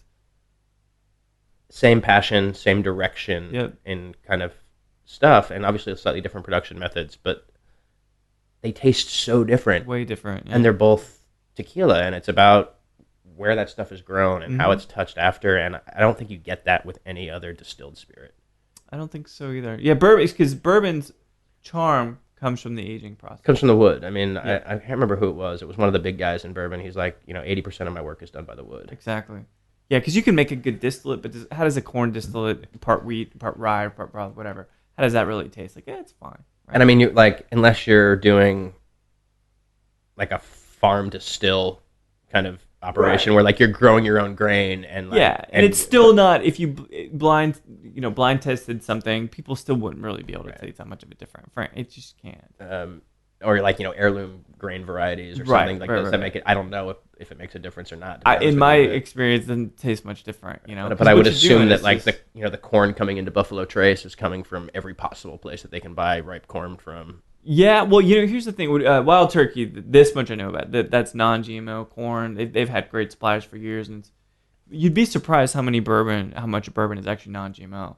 They've had just old suppliers before that stuff happened, And Buffalo Trace being a little bit newer acquisition. Right. I mean, who knows if it's a little bit different. But I mean, it's not like they're buying like corn from one county in Iowa. Yeah, to make. I mean, the economy of scale, you can't. Wouldn't make sense. Yeah. But like if you lowland agave tastes like lowland agave, or it's like that one play. You have like Ocho 2013 versus Ocho 2011. Exactly. They don't taste the same, even though they're from the same place and they're made exactly the same way in that case. Well, that's what makes it exciting.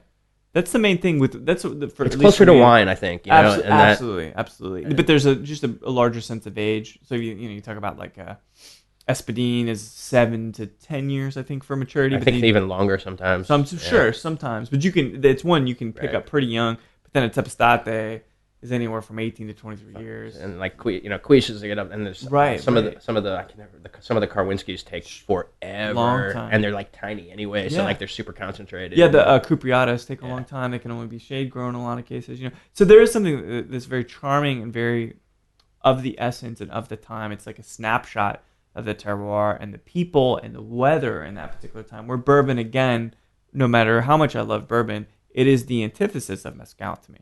Because it's not fully exposed. You almost can't taste the distillate. You can taste the distillate, but not in the same way. You can taste if it's bad. That's right. But you can taste if it's good.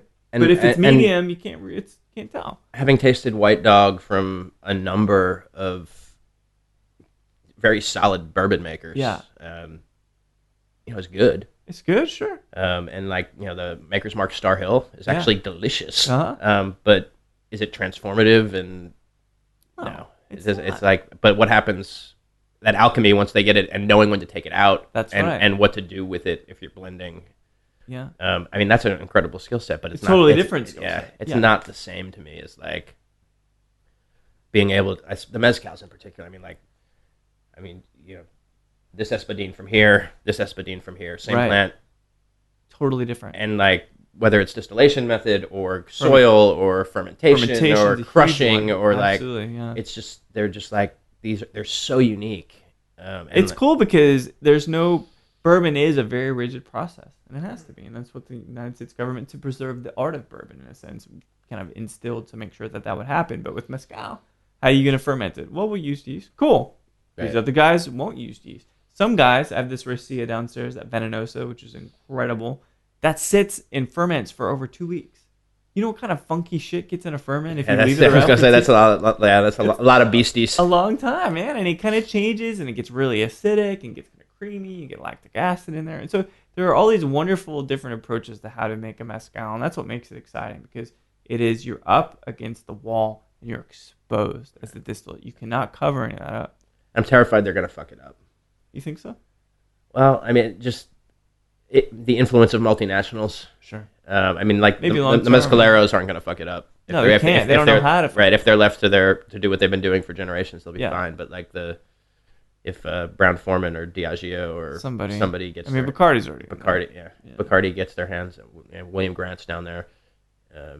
It's possible, man. That the political influence. I mean, just because of the way the norms are written for both tequila and mezcal, and how the power is concentrated. Yeah. It's dangerous. It's a very slippery slope. You're going to see... I would hate to see what happened to tequila happen to mezcal. Yeah. And it'd take at least a decade off, I hope. Because it still takes... It's also a much less approachable spirit in a lot of ways. So absolutely. The market share is just probably not there in the same way. Yeah, because it's a little... You have to appreciate drinking alcohol and not just drink it for pleasure. Because sometimes, like... There's some scotches, there's some mezcals that I don't necessarily enjoy, But what I do enjoy is the thought of thinking about it. And like, this is making me think about all these different kinds of things. And that is pleasurable. But then there are some that are just, they're rich and they're creamy. I was gonna say, I think Scotch is probably the other spirit that has that real sense, when it's done right, has that real sense of place. Yeah. Like malt Scotches in particular, where, sure. I mean, same grains. Yeah. Oh yeah. How you cook them. How you peat them. Yeah. How you ferment it, and then where you stick the barrels. Absolutely. And then what kind of air is interacting with those barrels. Yeah. Well, so let's talk about real quick a bourbon, the particular bottle that you selected for this chat, which is an 18-year-old Elijah Craig, the different fonts on the front, because they've changed their fonts and the label slightly. This is a bottle from 2001. It is distilled in 82, and this is 45% ABV, and takes me to a different time completely. What'd you think of it? It's awesome. Yeah. Really I mean, I'm not generally a big fan of bourbons that see more than 12 years in a barrel. I think that they, particularly Kentucky bourbons, sure, where they tend to, I think the wood tends to overwhelm. Sometimes that's very true. The distillate. I mean, obviously depending on the char level and but I mean, I've tasted some of the big names, like in their 25s and ups, and you're just kind of like, it's kind of like sucking on a wood chip. It's gross, yeah. But the balance on this is incredible. It's insane. It's like, and it's like the lingering. Obviously, I finished my glass, but it's like this little bit of just that toffee, just kind of sitting on the side of my mouth. Mm-hmm. Feels like Christmas.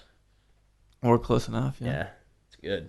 So when I first kind of heard of your work, and I knew about what you did with Pheno and stuff, and because I want to talk about what you guys were able to do at the Draft House with the Force Awakens stuff, which is some of the most fun I've had. Fucking incredible. When did you meet? Did you meet Tim first? When, like, how did that intro come? Oh my gosh! So I apparently had. Oh really? But I don't remember it. Like he and his family lives very close to where Pheno is. Uh-huh. They have a beautiful old home in that kind of neighborhood back there. Yeah. And they came to Pheno all the time. Apparently, he and his wife. No kidding.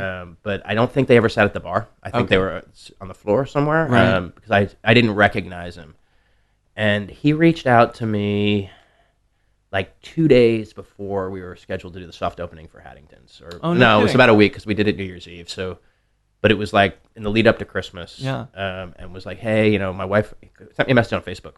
No kidding. My wife and I are having a Christmas party. I don't know if you do this, but will you cater the bar for the party? And I said, it was like, I would love to. I can't. Yeah. Like, you get that other opening. We're opening. This bar that I'm involved in is opening, and but here's a list of 5 or 6 other people that if I was throwing a party, and how to get in touch with them, that I would reach out to on that. And he said thanks, and I don't know if he called any of those people. I don't know what happened. Right. And Haddington's open, and it became clear pretty quickly that it was not a good situation. Yeah. Was it just the way it was ran, the location? Mostly the way it was being run. I mean, when you go through 3 chefs and 3 or 4 GMs in the first 3 months, there's something or 4 there. months. There's something like that, and the bar was the only constant. It was just not a good. It was not what what we all thought it was going to be opening. Right. What Zach and I were hoping for was not happening. Mm-hmm. And Zach was gone by that point, and going to work every day was not a lot of fun. Right.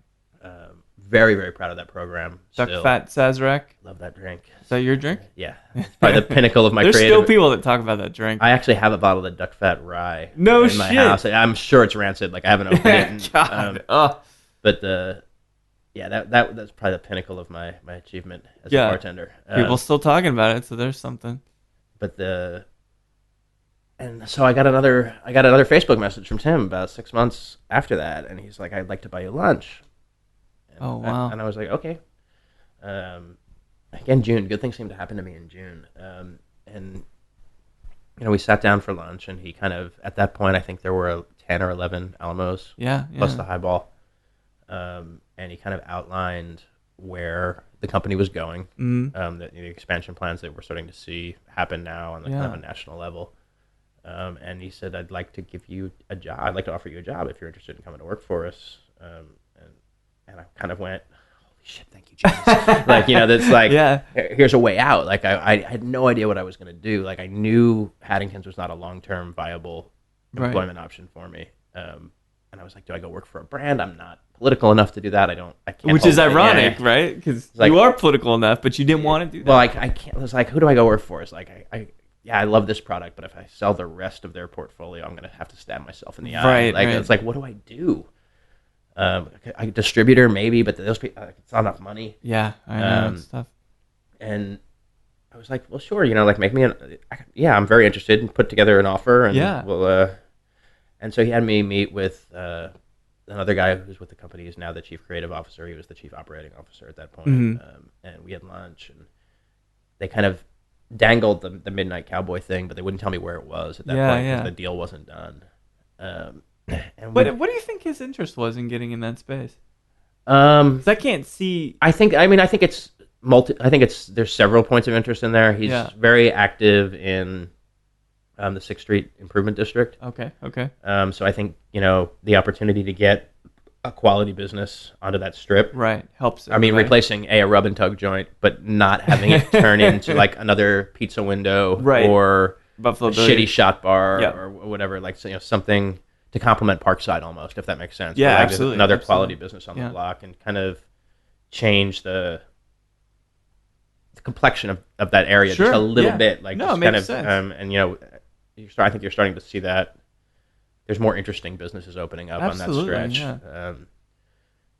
So I think that was part of it. Tim loves great cocktails and he loves great booze. Yeah. And sometimes the Alamo doesn't allow. The Alamo experience is put in a different direction. Absolutely, yeah. Not to say things aren't great or quality, but you can't always do like the crazy weird mezcal. Like, like it's not. It's just it's grab and go in a sense, right? Because you want to enjoy you're there for the movie. The drinks just help you enjoy the movie. You know what I mean? Yeah, John Bullington, who was the Alamo corporate chef when I started, used to say that we were movie insurance. Like if the movie sucks, at least you're going to get something good to eat. Yeah, that's a good point too. Something good to drink. But I think it's at the time that I started with the Alamo too, there was the only location, the Alamo location that had liquor was the Ritz. That's right. Yeah. So it was the Highball, the Ritz were the only liquor locations. The rest were just beer and wine. And so, but I mean, Tim, like having traveled with him a little bit to the openings and things around the country, like always interested in going to great bars, and really he loves the. I think Tim responds to people who are passionate about their work on any level, which is the best way. Be it filmmakers, chefs, artists, writers. Because it's not so different. People always they sometimes put some separation between a filmmaker and someone who makes cocktails. But the fact of the matter is, they're all colors, they're all sounds, they're all textures, and combining those things in a particular balanced way is the way you express your art. I mean, film is not that different. And so that's amazing that he can kind of. And so I think that that he and anything geeky that intense, passionate thirst for knowledge and like delving into stuff to the root of it, like getting at it, appeals to him. I think as a human being. Mm-hmm. I don't want to ever put words in his mouth, but I think those are true. I think those are true statements. He's done something incredible, and if I ever get the chance just to talk with him and chill, like it would be a pleasure. So he's a very intense guy. He's in many ways, I'm not gonna say hard to work for, but he's demanding, challenging. Yeah, he's demanding. Wants you to be better than you can be, right? Which is great, actually. I don't think I've ever been asked to do anything by him that he wouldn't do himself. Yeah. And we're just out in San Francisco trying to get that theater open. Yeah. And he's in there, screwing in light fixtures and painting walls and fixing plumbing. And I had some of the folks who worked out there were like, I didn't realize, like 3 or 4 days, they were like, I didn't realize that was the guy who owns the company who's out here doing this. And it's an amazing thing. Yeah. And he also takes really good care of people. I mean, when I was sick, he was in the hospital before I was out of recovery from my first surgery with bags of food for my wife and my mom, with assurances that my job was there. Yeah. And I've seen him do that. We had a manager at the Ritz who had a serious stroke last year. Yeah. And I've seen the way he supported that guy and his family. And like, he's just, there was every opportunity to turn his back. Yeah. Or just do what a typical business would do in that situation, where throw people on disability and that kind of stuff, which frankly I wouldn't have been upset about. Yeah. But they didn't. And every step of the way he was there to support me as I got better, which is, I mean, it's incredible. It's an incredible amount of loyalty that engenders from me. Yeah, it means a ton. Yeah, it's really spectacular. And then, the level of commitment that he brings to making his businesses better. Yeah. It's where that demanding comes from. But at the same time, you can see it. Yeah. Not only have, I feel like our relationship's been really influential to me and the kinds of things, and I could name like getting Drafthouse to carry Genius on the menus, getting this Atoll Midnight Cowboy, and then having Booze Traveler come in and be a meandering putts on camera or whatever the fuck. Booze Traveler was super fun. Yeah, was it cool? Yeah, I mean, like it's that guy's got Jack is he's a really nice guy. Yeah, and he's a really thoughtful, smart dude. Mm-hmm. But he's playing a character. Yeah, I see. And it's a really interesting transformation. Like the day we shot, not as much the Midnight Cowboy. That was kind of a shorter day. Mm-hmm. But I was with them for 6 hours the day we did the Jaws thing because like we had to shoot during daylight, and wait for it to get dark. And, and they were. I mean, like he's just really thoughtful, really kind. Yeah. And I was like, how'd you get into this? Like, because I figured he created the show, right? Right. And he was like, I auditioned, man. Like, no shit.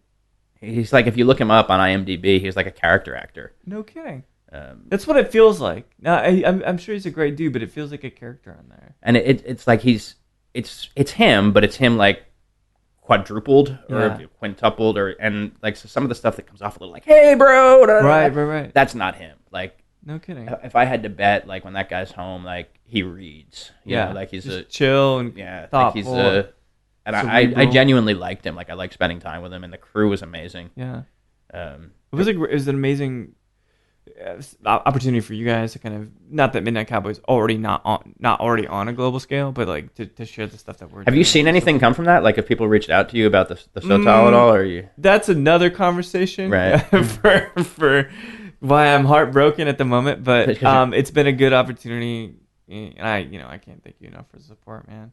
It's been amazing. It's delicious stuff, which I very much appreciate that. You've worked in some of the best places in Austin. You continue to influence. You've influenced people, and they're paying that forward. And you work for, hands down, the best movie theater in the fucking world. I have a pretty cool job. It's pretty incredible. And I work with really cool people. Amazing people. And the people that I've met, like Do Terror Tuesday, all of it, And I thought Austin would not be the same without you and without the Drafthouse. I'm blushing. I mean, without the Drafthouse, certainly. Yeah. I think Austin would have found its way cocktail-wise. Not in the same way, man. Not in the same way. So, anyway, thanks for drinking some bourbon with me, Bill. Thanks for letting me have some of that bourbon. Yeah, it's the least I could do. It's a special bottle. It's a good one. Thanks again, man. Well, there we have it. What do you guys think? There is the legendary Bill Norris, an amazing tale, a novelist, influenced the cocktail scene nationally and continues to do so with the Alamo Drafthouse. The Bar Institute came into town. It just wrapped up yesterday on Tuesday, and it was a great experience here in Austin. Having the Bar Institute, you have Anvil doing a takeover. You had Bad News Bar taking over Small Victory, making amazing cocktails, Justin and Elise behind the bar. But before I was presenting yesterday afternoon, I ran into Bill, and it's great always to catch up with him. And one, happy belated birthday, Bill. This will drop on Thursday. Your birthday was on Wednesday. You're looking good at 44. I think I read it. Could have been 42. Don't kill me, people. But talking to Bill and seeing him now from when I first met him, knowing that we almost lost him. Now, I am not going to claim that Bill and I are amazingly close guys, that we're incredibly intimate. I've known him a few years now, but they've been very meaningful, and it's been very influential to me. And to think we came this close to losing Bill it's a touching thought. And he has turned his health around. He looks great. He sounds great. And I hope that he serves as a great example for us to keep healthy and to keep keeping on. And I am, as always, so excited to see what Bill will continue to do with the Alamo Drafthouse, 400 Rabbits, and many other great projects. So thanks everybody for listening to Show to V.